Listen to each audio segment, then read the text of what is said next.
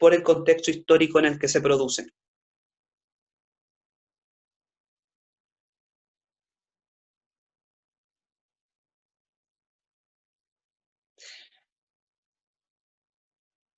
Algo así, o sea, si nos sirve este proceso de construcción recíproca entre el sujeto y la realidad, digamos, no se va a dar en el aire, ¿cierto? Sino que va a estar situado y va a ser mediado por el contexto histórico en el cual se sitúa. Un contexto histórico, como dice acá también la lámina, que se caracteriza, y esto es sumamente importante porque me parece que es una de las principales cualidades que se encuentra transversal en la psicología social latinoamericana, un contexto histórico que se caracteriza por el conflicto entre fuerzas antagónicas, por el conflicto entre fuerzas antagónicas respecto a los recursos, no solo de producción, sino que también de comprensión, perdón, de la vida.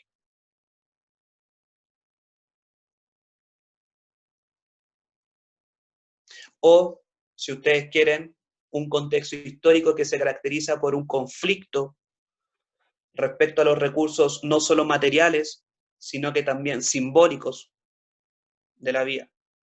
O un conflicto respecto a los recursos no solo objetivos, sino que también subjetivos de la vida. O, si lo queremos traducir a un lenguaje que ya manejamos, un conflicto en la infraestructura y superestructura de la estructura social.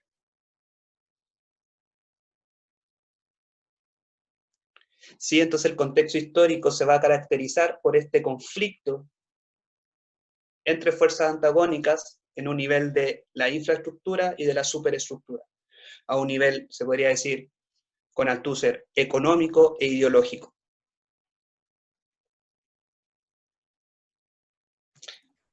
Cuento corto, lo que estoy tratando de advertir es que para la psicología social latinoamericana, la subjetividad, ¿sí?, va a estar siempre en relación con la realidad y va a estar siempre mediada por las cualidades del conflicto histórico en el que se produce. Entonces, si la queremos hacer más corta aún, la psicología social latinoamericana comprende al sujeto como un sujeto relacional e histórico. ¿Sí? Hay preguntas. Podría repetir lo que mencionó se me fue el internet en esa parte.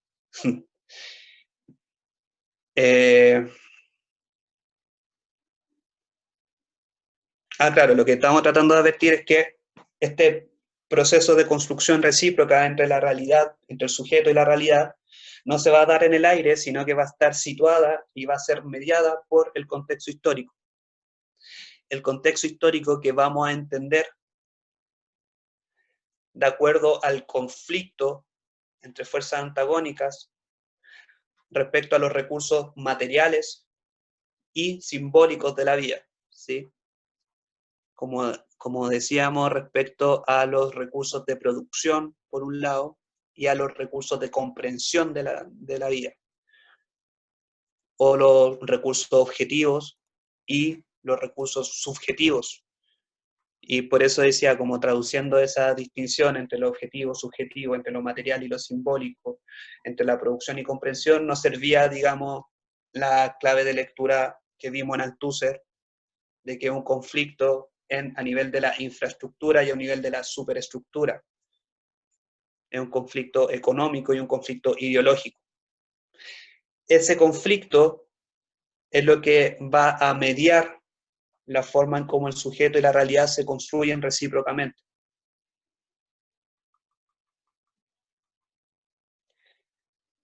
¿Sí? Entonces, desde acá podemos vamos a insistir un poco con eso con Ignacio Martín Baró, pero de acá podemos ver el carácter, se podría decir, crítico de la psicología social latinoamericana en cuanto a que parte de una comprensión conflictiva de la realidad, ¿no es cierto? No funcionalista, que sería como el contrapunto. Parte de una concepción conflictiva y no equilibrada, ni como diremos con Ignacio Martín Baró, homeostática de la realidad, sino que parte de una noción conflictiva de la realidad. Y ustedes se preguntarán, no sé si se lo están preguntando, pero especulo que uno se lo pueden preguntar. ¿Por qué, digamos, esta comprensión desde el conflicto, ¿sí? Tanto de la realidad como de la subjetividad? Bueno, ahí está, digamos, esta relación, esta directa relación que tratábamos de eh, hacer delante, del modo en cómo se relacionan estos autores y autoras con el contexto histórico en el cual ellos mismos y ellas mismas viven, ¿no es cierto? Entonces, imagínense estos autores y autoras leyendo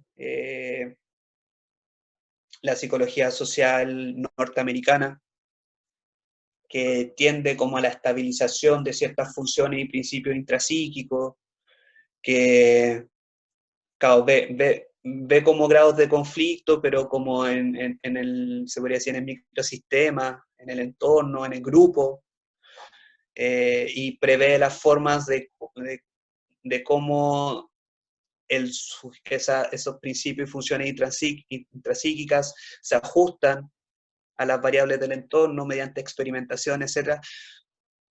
Si consideramos, por ejemplo, la biografía,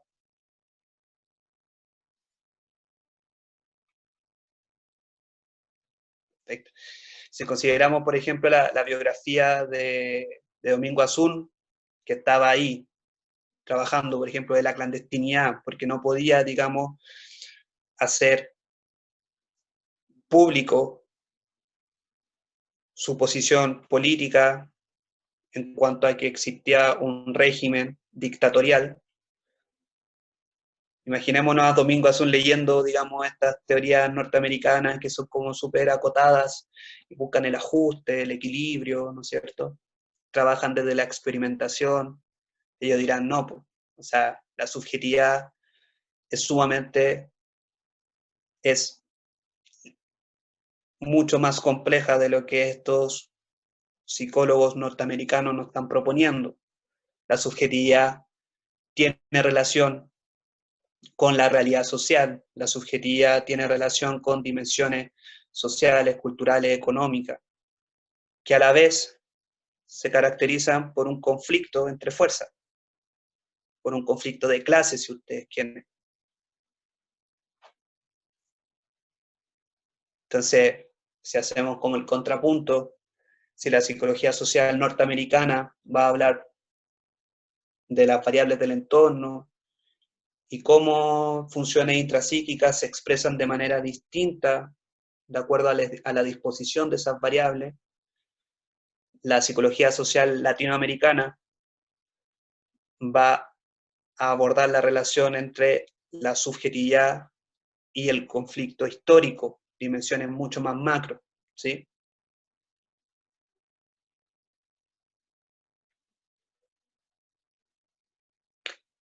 Vamos a entender esta crítica que le hace, que se le puede suponer a la psicología social latinoamericana, a la psicología social norteamericana, eh, la vamos a entender como el garrotazo cultural. Luego lo podemos afirmar con Ignacio Martín Baró. Me da por decir Ignacio Freire, sería como una, una fusión entre Paulo Freire y Ignacio Martín Baró, nivel 18. Bien, profe, pero a la vez se podría pensar que estas visiones antagónicas o de conflicto son necesarias para generar una dinámica de cambio. Eso es, totalmente, totalmente. Como dice Marta, si insiste digamos, en relevar el conflicto que caracteriza un contexto histórico para comprender a la subjetividad, es porque, digamos, es la única forma de generar procesos de resistencia